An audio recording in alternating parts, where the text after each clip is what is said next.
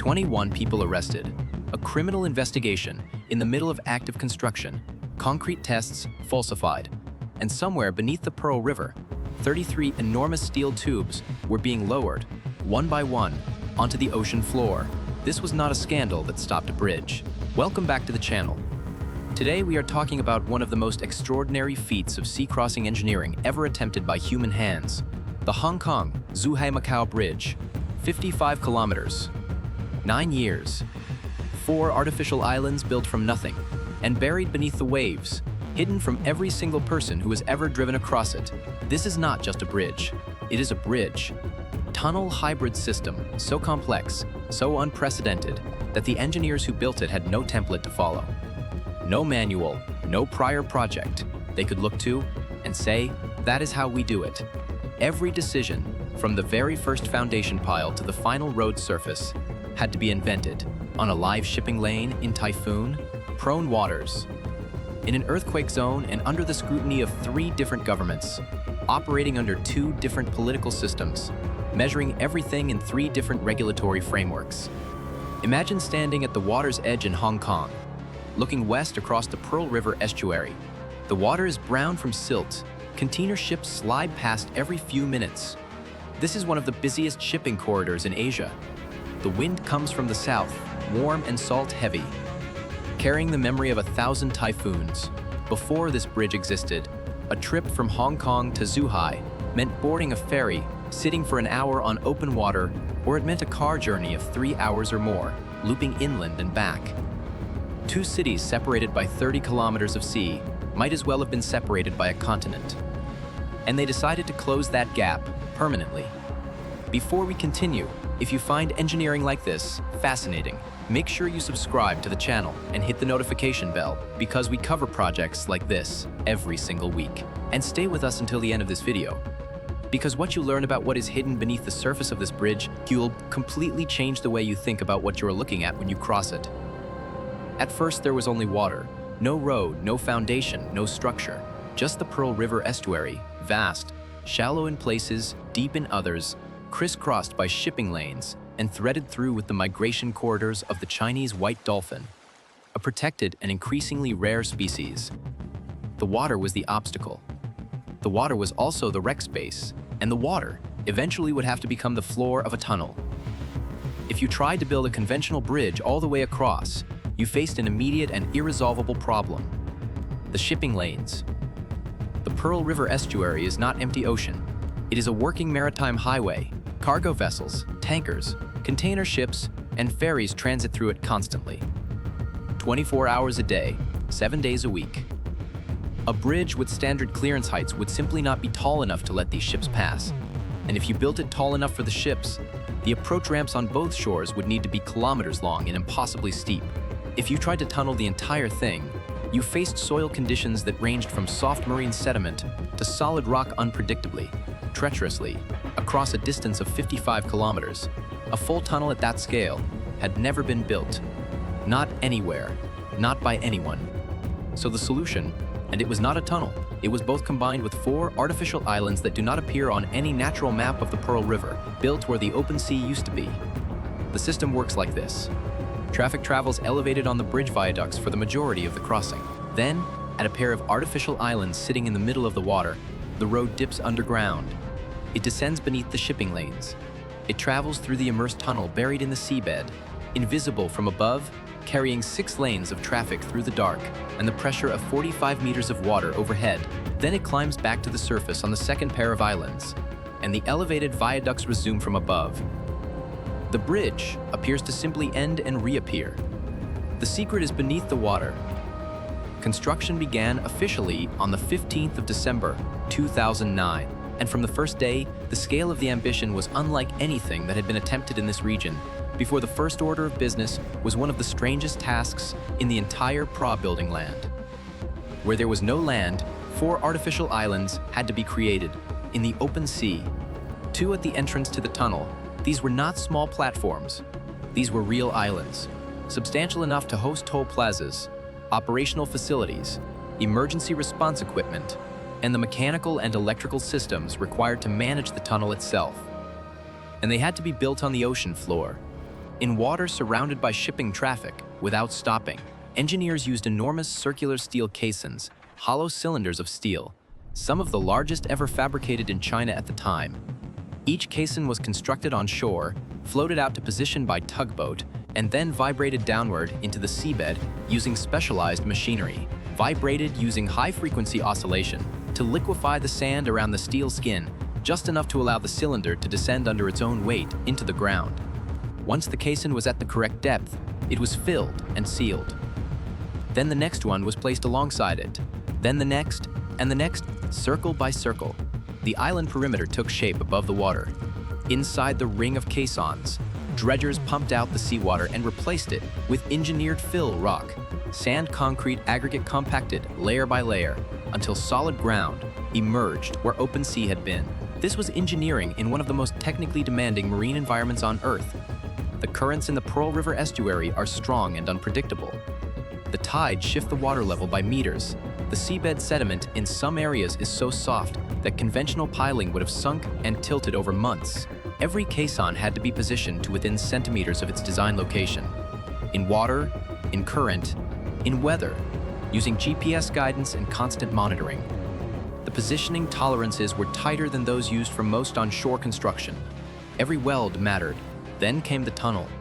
And this was where the project crossed into territory that no engineering team in the world had fully mapped.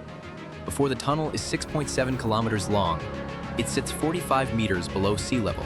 At its deepest point, it is not bored, it is immersed, and the distinction is everything. In an immersed tube tunnel, the tunnel is not created underground by drilling. Instead, it is manufactured above ground, in sections, and then sunk into a trench excavated in the seabed. Each section is a complete, watertight steel and concrete tube. Each one is massive, the equivalent of a multi-story building lying on its side, and there were 33 of them.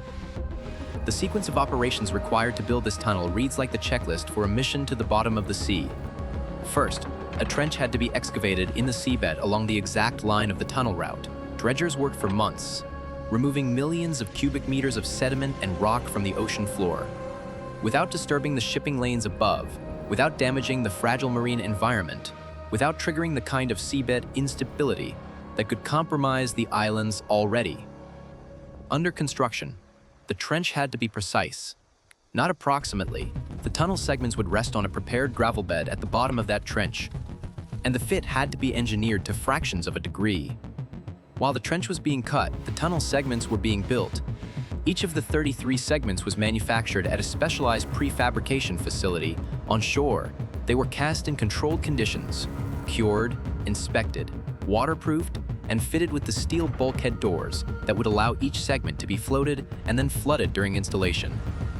Think of each segment as a sealed box, enormous, heavy, and to move it from the factory to the seabed, you had to float it, tow it, position it with extraordinary precision above the trench, and then deliberately, carefully controlled, sink it. The sinking process involved slowly flooding ballast tanks inside the segment. As water entered, the segment lost buoyancy and began to descend. Divers monitored the exterior. GPS sensors tracked the position to within centimeters. Tugboats held the segment against the current. A network of anchored cables kept it from drifting. And all of this had to happen while container ships continued to pass overhead, because the Pearl River does not stop for construction. Without this level of control, the segment could drift, twist, or impact the seabed at the wrong angle, and 6.7 kilometers of tunnel would need to be redesigned. From the start, with it, each segment was guided to within a few centimeters of its target position. On the gravel bed below, the first segment was immersed in early 2013. The last was placed years later, and at every stage the engineering team confronted conditions that their calculations had predicted, but their bodies had not expected. Monsoon winds hitting 40 kilometers per h-hour currents that reverse direction with the tide visibility on the constant background reality that a mistake here at 45 meters depth in active shipping water, at the same time, parallel, simultaneous, relentless. The main bridge spans were rising from the water. The bridge section of the crossing consists of a sea viaduct stretching approximately 23 kilometers, supported by hundreds of concrete piers rising from the Pearl River. Like the tunnel segments, like everything on this project, they were prefabricated. Giant concrete caissons were cast on shore, floated to position and installed over pre-driven steel pipe piles. The repetition was stagger and pier after pier, span after span, advancing across the water in both directions at once. The superstructure of the bridge is divided into sections, and the main navigation channel crossings required a different approach entirely. 3 cable, stayed bridges carry the road over the deepest and most heavily trafficked shipping lanes.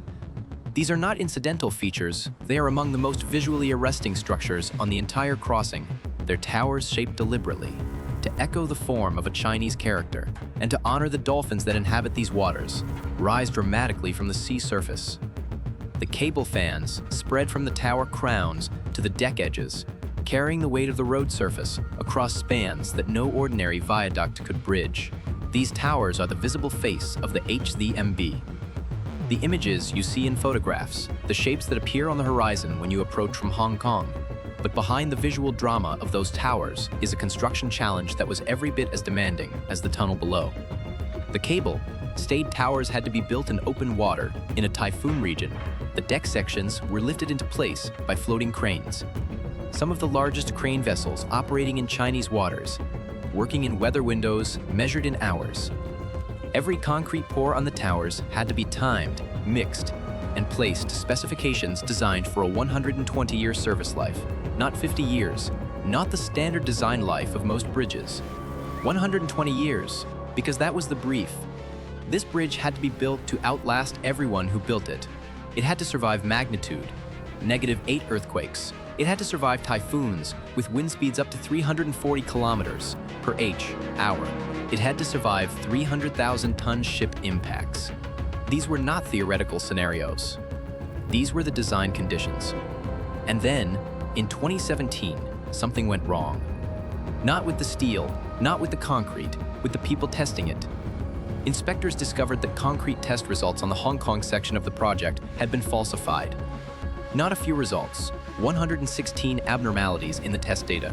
The Independent Commission Against Corruption, Hong Kong, and ANSYS Anti-Corruption Authority launched a criminal investigation. 21 people were arrested. The discovery triggered a wave of non-destructive testing across the entire Hong Kong portion of the work core samples, ultrasonic testing, structural review. Engineers examined what had been built against what the falsified test had claimed. And ultimately, after exhaustive investigation, the independent expert review concluded that the concrete, despite the falsified records, was structurally sound. The bridge was safe. Construction continued, but the scandal had Hong Kong, public trust, and significant $1 billion in disputes. The project had already been delayed. The original target opening date was 2016. The bridge opened in October 2018, 2 years late. Over budget, contested, and magnificent. On the 24th of October 2018, Chinese President Xi Jinping officially inaugurated the Hong Kong Zhuhai. The journey that had taken an hour by ferry or 3 hours by road became a 45-minute drive. 3 cities that had operated in separate economic orbits, Hong Kong, Zhuhai, Macau, were suddenly neighbors. Most drivers crossing today see only the road ahead. They see the towers of the cable, stayed bridges appearing, and then receding in the rear. View mirror.